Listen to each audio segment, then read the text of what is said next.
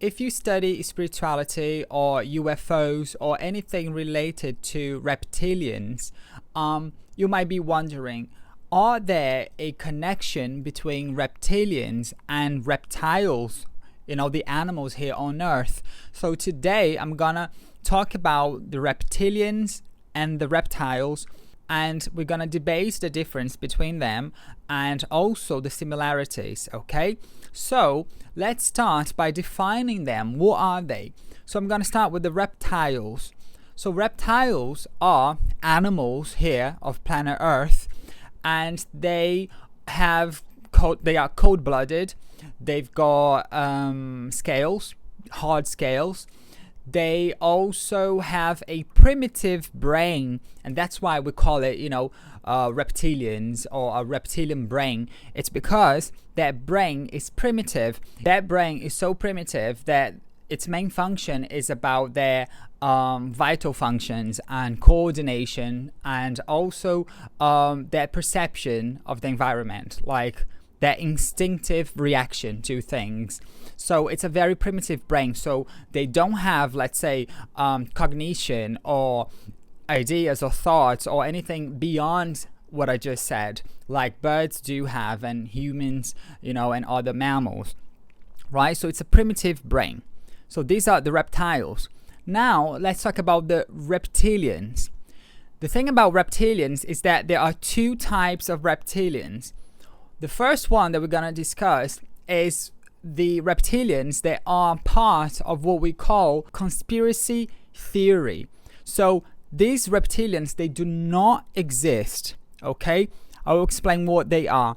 So the reptilians that people say, that they exist, they are technically beings, or you can call them people, and they can shift their appearance. So normally they look like they have the body of a human, but they have scales and they look like lizards.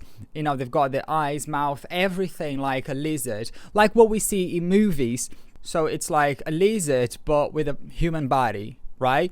Lizard skin but kind of crocodile skin but human body, like bipeds. So they can shift their appearance really quickly, if they want. So normally these beings are controlling the world financially, politically, and everything else. They are controlling basically for utter greed, just for power, really, So they are controlling these things. So, people who are extremely rich or influential, they say that those people, they might be reptilians. So as they can shift their appearance from, completely animal appearance or reptilian appearance to a human appearance, sometimes they might reveal traces of their real appearance. So they might have a eye which is a reptile's eye, or a biforked tongue, or something like that. So basically, again, they do not exist. I know that some people be like, oh, okay, they do exist. Okay, you don't believe? Fair enough, but they really do exist. I'm sorry, but they don't, okay? This doesn't exist. The other type of reptilian now is let's call it interdimensional reptilian, or spiritual reptilian, or reptilians of another plane. So pretty much, as we humans, if we don't have a physical body, when we die, for example, we are going to reside in another plane that we can call another dimension. That other plane is not a physical plane. It's another plane. When we are talking about angels or spirits or deities or, something else that is not physical, we are talking about something or someone who pertains to another dimension or another plane. That's what I prefer to say, another plane, okay? So these reptilians are, let's call, a race of beings who acquired a similar appearance to the reptiles that we have here on Earth. So they are humanoid, which means that they present a body with 2 legs and 2 arms, similar to ours in structure, right? The limbs, the head, the spine, but they might present aspects of a reptile, right? They are not in this dimension, so they will not come in spacecrafts, or you're not gonna see them unless you have this paranormal ability to see spirits or to see beings from another plane or beings of another plane. Okay, so they are not physical. You're not gonna see them in the sky, or those lights in the sky, or seeing them in a field. You're not gonna see them unless you have these abilities, or you go in astral projection and you might encounter them or something like that. Okay, so those are beings. They are spirits, right, who live somewhere, right, in another, on a planet or somewhere, right? So they are, let's call, a race, right, of people, not necessarily humans. They are in a parallel evolution, so they are not going to eventually become humans, and neither will us become reptilians eventually. Okay, this is not gonna happen. So it's a parallel evolution, right? So they have nothing to do with us, and they have nothing to do with reptiles from Earth, right? So the fact that they may present characteristics that are similar to reptiles from here, like similar to lizards or crocodiles or something like that, it's basically a matter of they either evolved from what they were to what they now look like, or they decided for this appearance for some reason, or maybe it was they were subjected to this in that evolution.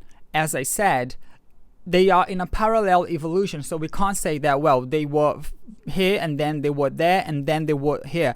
No, because we don't know. That evolution is not like ours or the animals here from Earth, right? So what I believe might have happened for them to be presenting themselves in their appearance is similar to what happens to a lot of animals here on planet Earth when they develop similar characteristics, even though they are from different realms. For example, wings. You've got bats with wings, you've got pigeons with wings, and you've got butterflies with wings. So they are from different families, and they are different animals completely, but they've developed the same kind of tool, right? The same characteristic in order to survive or to evolve, right? And the same thing goes for scales, and fins and feet, and many animals, they are not, or insects, are from different realms, and they develop the same characteristics. It's not because they are related or because one is evolving towards the other, right? It's because nature propels them to do so, right? So that's similar to what happens to the reptilians, the spiritual ones. So they are spirits. They've developed this maybe because they might have encountered, in terms of nature and evolution, the same characteristics that the reptiles here of Earth encountered and are still facing, in order to evolve and progress. So yeah, if the question is, are there any connections between reptilians, spiritual reptilians, because the other ones do not exist, and reptiles? No, there's no connection. That might be another question arising, which is, are the reptilians, the spiritual reptilians, the evolution or reincarnation of the dinosaurs that were extinct here on Earth? No, the answer is no. I have another video here where I discuss about where are the spirits of dinosaurs, so you can click down below, I'll leave the link here, it's there. I think that the name of the video is Where Are the Spirits of Dinosaurs or something like that. So yeah, no, they are not the reincarnation of dinosaurs, right? Yeah, so they are basically just another type of beings. They are evolving in a parallel spiritual enlightenment.